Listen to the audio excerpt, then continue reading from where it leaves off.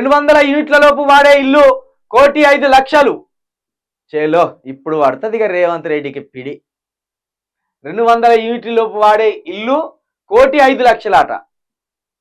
1,05,00,000 కుటుంబాలు ఉన్నాయంటే కుటుంబానికి 3 సోపన వేసుకున్నా మధ్యతరగతి కంటే దిగువన ఉన్నారని అర్థం. 1,05,00,000 కుటుంబాలని లెక్కేసుకోరు. కుటుంబానికి 3 వేసుకుందాం. ఒక్కొక్క ఇళ్లలో 4 ఉంటారు, 5 ఉండవచ్చు, 2 ఉండవచ్చు. కానీ 1,05,00,000 మంది ఉన్నారట. అంటే 1,05,00,000 కుటుంబాలు అంటే సగం పైన జనాభా తెలంగాణలో 200 యూనిట్లను కూడా వాడుకోలేకపోతుందంటే ఇక మనం ఎంతటి పేదరికంలో ఉన్నామో ఎంతటి దరిద్రంలో ఉన్నామో అర్థమైపోతుంది. వీటి నుంచి డిస్కమ్లకు ప్రతి నెల ఆదాయం 350 కోట్లు. ఉచిత విద్యుత్ గ్యారంటీ హామీ అమలుపై సర్కారు కసరత్తు. ప్రతి నెల 200 యూనిట్ల గృహావసర కరెంటు ఉచితంగా సరఫరా చేస్తామన్న గ్యారంటీ హామీ అమలుకు రాష్ట్ర ప్రభుత్వం కసరత్తు చేస్తుంది, ముమ్మరం చేసింది. ఈ హామీ అమలు వల్ల ఎంత ఆర్థిక భారం పడుతుందనే లెక్కలను విద్యుత్ పంపిణీ సంస్థ డిస్కంలను తాజాగా అడిగింది. ఈ నెల 1వ తేదీ నాటికి రాష్ట్ర వ్యాప్తంగా మొత్తం గృహావసర విద్యుత్ కనెక్షన్లను 1,30,48,000 పైగా ఉన్నట్లు తేలింది. వీటిలో నెలకు 200 యూనిట్ల వరకు వాడేవి 1,05,00,000 వరకు ఉన్నాయి. ఈ కనెక్షన్ల నుంచి నెల కరెంటు బిల్లుపై డిస్కంలకు సుమారు 350 కోట్ల ఆదాయం వస్తుంది. 1,05,00,000 ఇండ్లకు కరెంటు ఉచితంగా ఇస్తే ఈ సొమ్మంతా డిస్కంలకు రాష్ట్ర ప్రభుత్వం చెల్లించవలసి ఉంటుంది.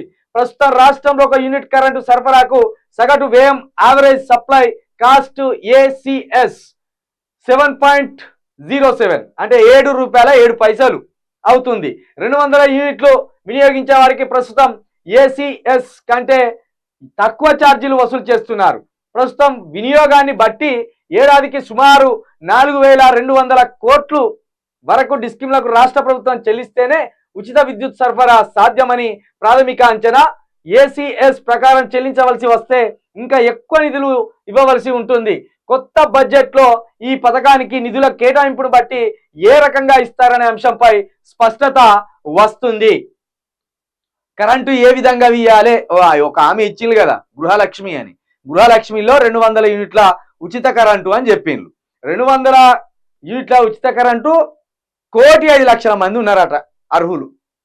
వాళ్ళందరికీ ఇస్తే ప్రతి నెల దగ్గర ఎంత 350 కోట్లు, సంవత్సరానికి 4,200 కోట్లు అదనంగా ప్రభుత్వ ఖజానాపై భారం పడుతుంది.